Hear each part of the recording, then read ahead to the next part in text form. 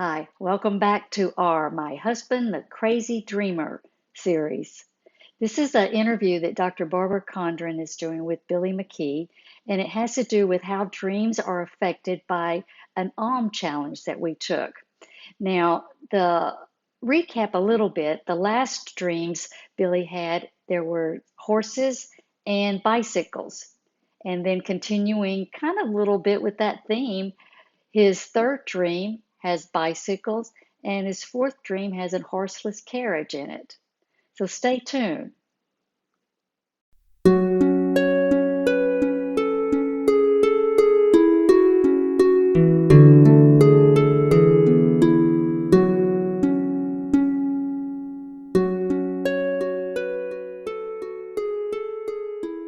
Just to recap a little bit, where there's a couple of connections, and that's why we've chosen these dreams um, to review and analyze, is that in the first dream last week, there was a bicycle involved where I had hurt my right foot, and I got on my bicycle and rode it about 30 miles to the medical center to go to the emergency room hospital. The first dream that we're going to talk about from the 27th today, there's a bicycle in that dream as well. So there's a connection there, I believe. The second dream that we analyzed last um, had a lot of horses in the dream, if you remember, and none of them were, well, there was one that was alive, but most of the horses in that dream were not. They were dead and buried. And then the second dream that we're going to analyze today had actually a horseless carriage in the dream. So my first thought when I was typing this dream down was it was probably horseless because all the horses were dead in the previous dream. So they didn't make it into this one. There wasn't any horses left. Well, and it's also kind of an openness, that you're waiting, because this is how death works. When we end anything, then there's that waiting period. To encourage people, anybody that's listening to this is just starting out recording their dreams, is to do a better job of what I don't do. And I don't think about what happened the day before that so much until I have the dream, and then I try to remember what happened, and it would help if I would spend more time and effort remembering the events of the day. So when the dream comes up the next day, I can relate it to what happened the day before. Now, what Billy's talking about here is normally dreams have to do with the couple of days or the day before you actually have the dream. That's what they're referring to. And that's why it's a good idea to think about what happened the day before the dream.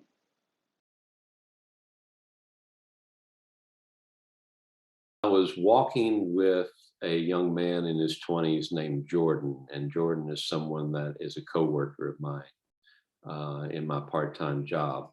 And we were walking in an old neighborhood that I used to live in just a couple of years ago to get my bicycle, which I'd parked next to the main street in this neighborhood. I'd parked it on the edge of the street in the woods, a clearing in the woods.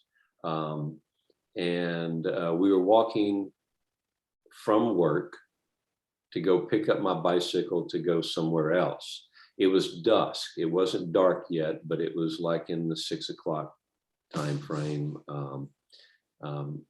As we got closer to my bike, which was a trail bike, I could tell that something was wrong.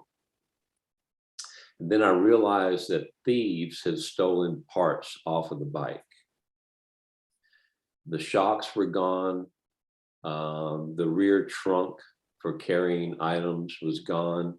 And some of my belongings was in that trunk. Even the brake levers and the gear shifters had been stolen. The cables were still there and just hanging off of the bike. I was not happy about this, and I said out loud to Jordan, I said, "This is the third time this has happened." and Jordan suggested that I park it somewhere else. And I told him I thought this area was safe because it was close enough to the road where people would notice if someone was messing with it. Mhm. So here's where I said, there was a bicycle involved in the dream. Previous to this, there's several days separated between two, but I didn't have dreams that I remembered in those several days. I would have dreams and the alarm would go off and they would disappear. So this is the first one I recorded after that last one where I rode to the hospital on the bicycle. Right. So you're referring to the dreams that were in the previous episode, the first dream about being injured and going to the hospital, right, and using your bicycle. People need to know. So one first important point probably for us to talk about, and to make people that are watching this or listening realize, is that your dreams draw from what's going on in your life.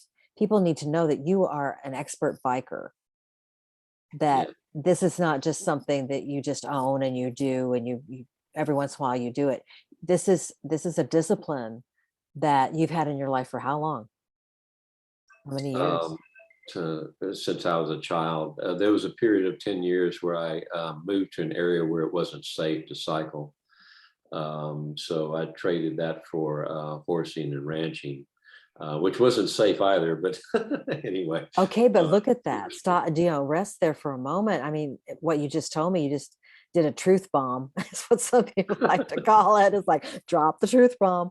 It's like, there it is. It's like, okay, so you're beginning the Om challenge, and you have these dreams that we covered last time, which have to do with the major ways that you have really disciplined your mind and your body. Oh, both. I didn't make that connection. Yeah, with the horses in one, and yeah. That's like kind of major in my world in terms of. I mean, I went from cycling on a daily basis, certainly 4 or 5 times a week, to training and raising horses. And some cattle too, but so your subconscious mind in those dreams at the beginning of the Om challenge that you've taken on, which is, it's not a weak-willed challenge. It's like a marathon, because it's 108 days straight that you're committing to yourself that you're going to do this. And even though it doesn't take a whole lot of time, it does require that you're going to not automate it, because it's not an automated thing. You're going to actually invest every day in some kind of consciousness integration of your mind and body.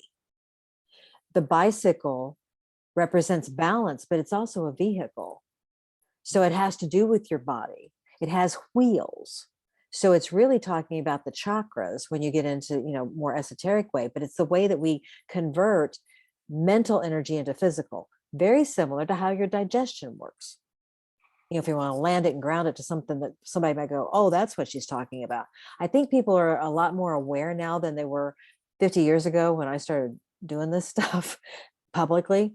When you realize that the wheels of life, what causes things to move from being like the steak that you ate tonight, or the plants, if you're a vegetarian, you take them into your body. How does it work that all of a sudden that turns into your energy so you can talk, walk, do whatever you want to do?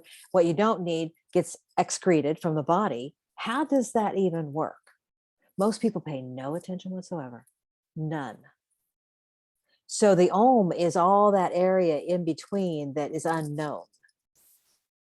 It's all the dreams that people never remember. They're going on, but they don't remember them. It's all the unconscious material, is what Jung would have called it, right? So it's like that connection in how we look at life is going into that unknown. Not because you're afraid, but because you're curious. You're really, really curious. And I know enough about you, even though we've only really known each other a couple of years, but I know enough about you that you have always been curious throughout your whole life. That's what makes you who you are. And you've acted on the curiosity. And you've made changes in yourself. You haven't just let yourself go on automatic, and that's just the way I am. That's the way I'm going to always be. And that's just deal with it, right? You're not that kind of person. You continually morph and move. And that's what the wheels on the bike, and that's what the bike is. The bike is balance. The balance, excuse me, the balance between the inner and the outer, the conscious and the subconscious mind. And dreams are the connector.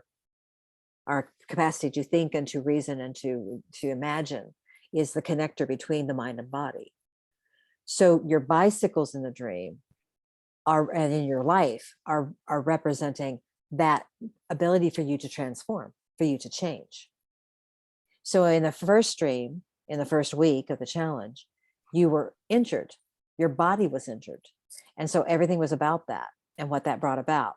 And people can check into that episode if they missed it.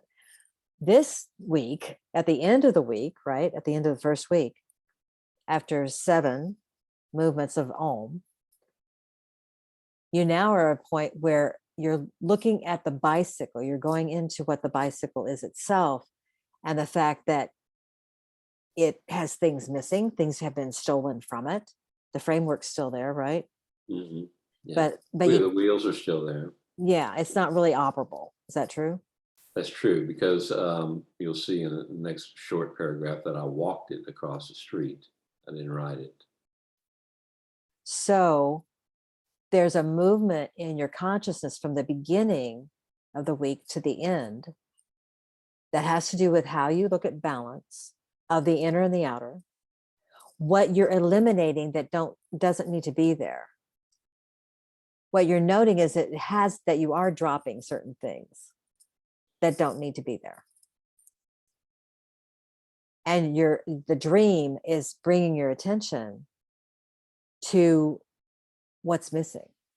Okay, so what's the difference then? Let's say, what would be the difference in what happened here where thieves stole it versus, let's say, me walking up to it and disassembling some parts and throwing them on the ground? Awareness. Okay. And what I mean by that is that the beauty about dreams to me is that it brings to my conscious mind what I've been unaware of. And that's not a bad thing. And most people think the unconscious stuff is awful because it scares them, it shocks them. And, it's like stuff out of nowhere, right? And we don't like that. We don't like to be scared. We really don't. That's why we cling to things for security. And we'll buy into anything to be secure sometimes.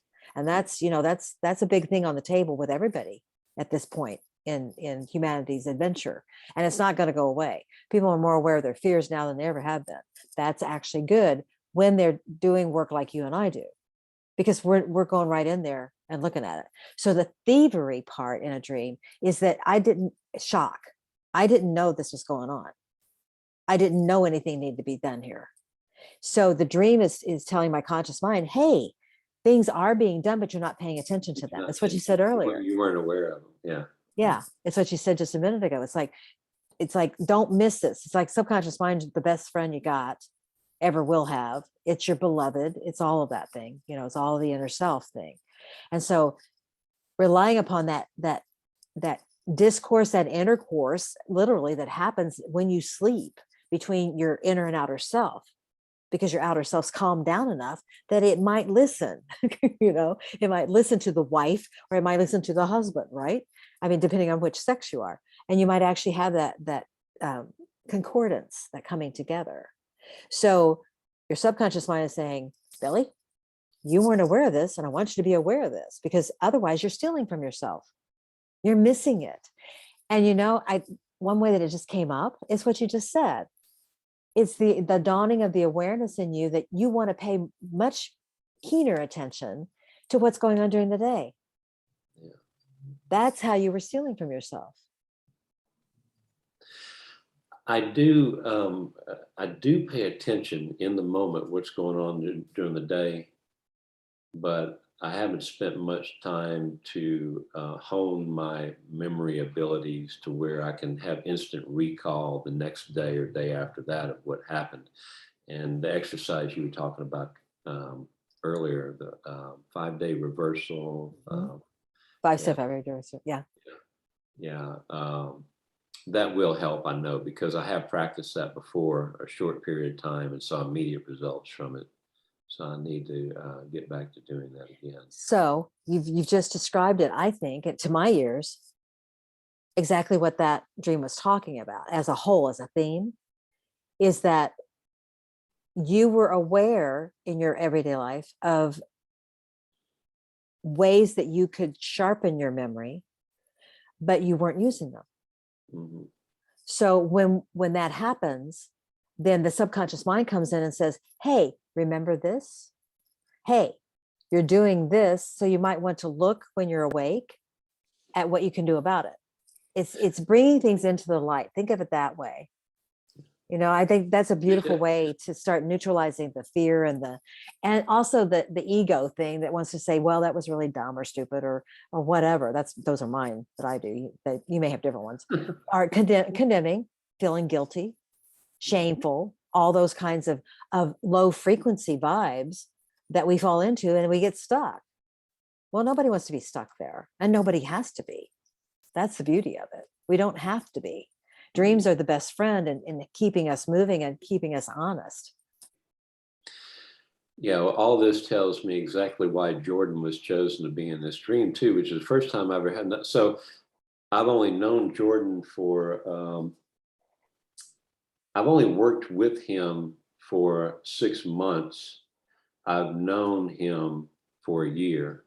All right. But I'm 46 years older than he is. All right. But he's someone, because the one word I would put about Jordan characterization is he's capable, very capable. All right.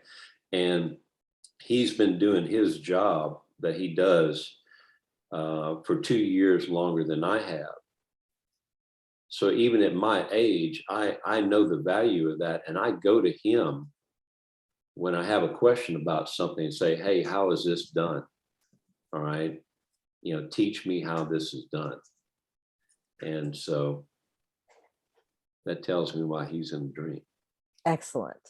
To help You me. know, that's beautiful because you've just put to words what anyone can do with a person that appears in the dream and what it means, you know, that it is symbolic. Yeah. Well done. So he's the one that's the aspect of you, that young, fresh, conscious aspect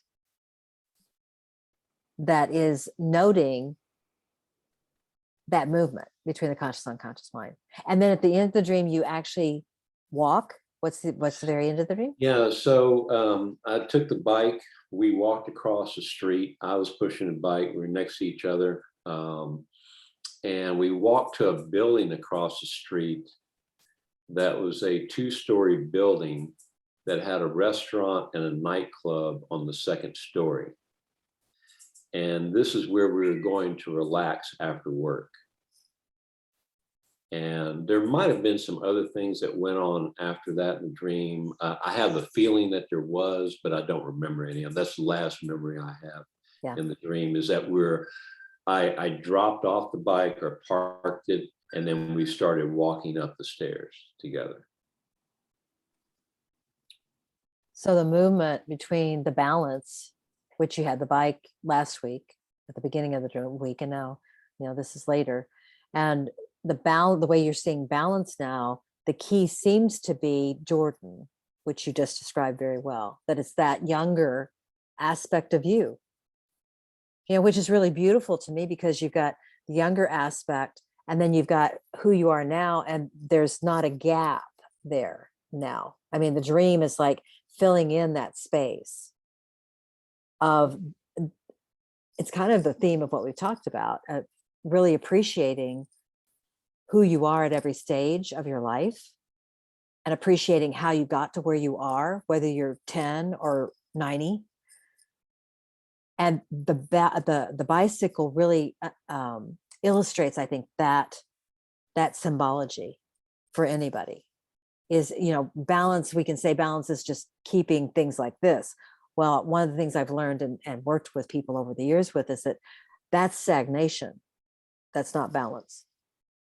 Balance is the capacity to keep things moving no matter what. And so sometimes as you biker, you know, sometimes you're really working it, and then sometimes you're just coasting, but it's still moving.